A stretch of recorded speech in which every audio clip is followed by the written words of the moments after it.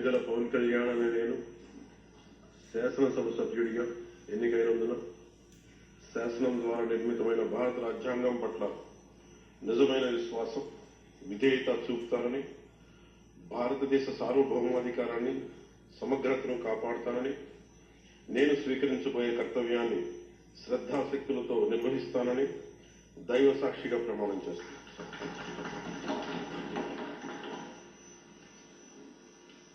కొణిదెల పవన్ కళ్యాణ్ అని నేను ఆంధ్రప్రదేశ్ శాసనసభ సభ్యుడైన కొణిదెల పవన్ కళ్యాణ్ అనే నేను సభా నియమాలకు కట్టుబడి ఉంటానని, వాటిని అనుసరిస్తానని, సభా మర్యాదలను పాటిస్తానని, సాంప్రదాయాలను గౌరవిస్తానని దైవ సాక్షిగా ప్రమాణం చేస్తాను.